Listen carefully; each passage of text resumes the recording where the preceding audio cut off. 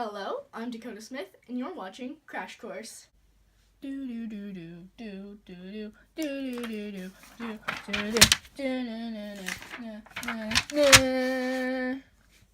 on. Now we're talking. So today, we're going to be talking about a less than inspiring time for the United States. Westward Expansion. This was a rough period for some groups, especially the Native Americans, who were living somewhat peacefully until the white men showed up with guns wanting their land. America was becoming more diverse around this time, with Irish and Germans looking for a better way of life. Unfortunately, many Americans adopted the idea of nativism, or hostility towards foreigners.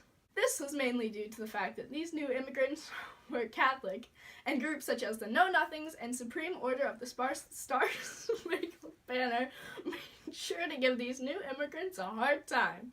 Following was the Second Great Awakening, where camp meetings were held for song, prayer, and faith, with new religious groups emerging such as the Unitarians, Universalists, and Mormons, who would soon be prosecuted and forced to flee to Utah. This was also a big time for Reformation. Some of the major focused areas were alcohol, the prison systems, education, women's education, women in general, the mentally ill, led by Dorothea Dix, and anti-slavery, heavily influenced by Frederick Douglass.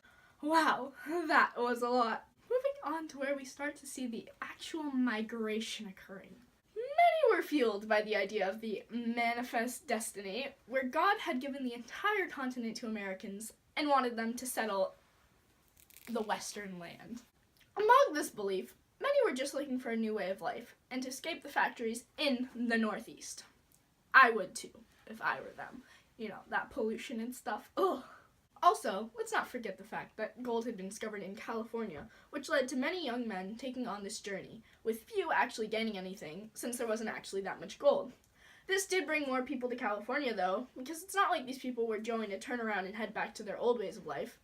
Mining and farming became the main industry. The journey was long, tough, and tiring, but was later supported by the new railroads being built to increase transportation of crops and other useful resources to begin their fresh start. Speaking of which, the iron-bladed plow by Jethro Wood, later bettered by John Deere's steel blade plow and Cyrus McCormick's mechanical reaper, helped to cut through the thick sod of the land. Immigrants went to the Pacific coast in search for better farmland, believing that the Great Plains had poor farmland, which, spoiler alert, this was where the Native Americans would be sent by Andrew Jackson as a part of his Indian Removal Act, turning into the Trail of Tears, killing over 4,000 Native Americans. Also, let's not forget the fact that Andrew Jackson screwed over the economy of later America by vetoing the bill that would have extended the National Bank's charter by another 20 years. Also, the fact that he gave regular people government jobs just on the basis of party loyalty, known as the spoils system. This guy was kind of crazy, but let's talk about some different people. Kit Carson and Jim Bridger, along with some other guys, helped settlers travel and also built a connection with the natives, which would later be ruined by a large number of settlers crossing through their territory. Also around this time, Mexico gained independence from Spain, but wasn't very put together, with parts of California, New Mexico, and Texas holding political independence due to the distance from the capital, Mexico City.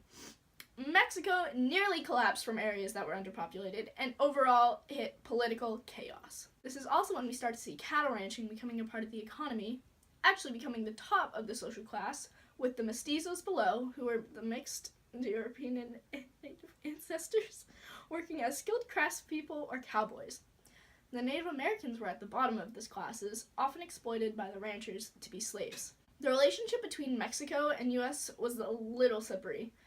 There had been American influence in Mexico before it even gained independence, but it increased even more after independence, as did the trade. Texas was faced with raids from Comanche and Apache tribes before independence due to the small population, which gave Mexico the idea to allow foreigners to settle there based on the fact that they could not persuade their own citizens to settle there. Cheap land and a 10-year tax exemption was offered, which naturally attracted a lot of Americans, because if there's one thing that we hate as much as Trump, it's taxes. They also had to become Mexican citizens, abide by Mexican law, and convert to Roman Catholicism, which the Americans seemed to shrug off, offending and losing the trust of the native Mexicans. This whole thing could be grouped as the National Colonization Act. Sounds pretty big, right? National Colonization Act. Well, yeah, it definitely stirred up some conflict. Basically, agents were given land in Texas in exchange for these agents to fill it with a certain number of settlers, who would then be governed by these agents. This ultimately backfired on the Mexicans. Benjamin Edwards led a rebellion against the Mexican authorities, and yada yada yada. Texas is an independent nation, and the borders of Mexico were closed to American immigrants and enslaved labor. A series of wars followed this. The Battle of Gonzales, basically where Mexican soldiers failed to tell Texans to surrender, and Texas declared independence again. And they also drafted a new constitution. This constitution protected slavery, which would cause some trouble later on for Texas. Probably the most well-known battle was the Alamo. Outnumbered 180 to 6,000 in an abandoned Catholic mission called Alamo, William B. Travis's troops delayed Santa Anna's Mexican troops for 13 days, which was considered a win in itself, even though they didn't actually win. Independence was also formally declared after this. The battle at Goliad resulted in 300 Texan men killed, which unified the Texans in support for the new country, followed by the Battle of San Jacinto, which was a win for Texas, since they captured Santa Anna and the treaty was signed that recognized the independence for Texas, becoming the Republic of Texas, with Sam Houston as the first and only president. Around this time, there was also talk about Texas joining the U.S., but the northern members of Congress did not want to admit Texas as a slave state. James Polk made his appearance, becoming the 11th president of the United States, with his support of adding both Texas and the Oregon Territory to the United States, but also by California for Mexico, balancing out the number of non-slave and slave states. Mexico was still stuck on the fact that Texas was a Mexican territory and broke diplomatic relations with the United States government after gaining word of Texas joining the U.S. Now we had heard that Polk wanted to buy California, but now the relationships with Mexico were crap, which could only lead to one thing: war. Zachary Taylor led some troops across the Nueces River and declared war with Mexico. A plan was formed and volunteers were called for, which gave Taylor 73,000 unruly and untrained men. Despite the fact, Taylor's troops went on to defeat Mexican troops at Palo Alto, Resaca de la Palma, and Matamoros. Uprisings in Northern California gave the final push for independence for California and was declared independent, becoming the Bear Flag Republic. After that, it was kind of downhill for Mexico.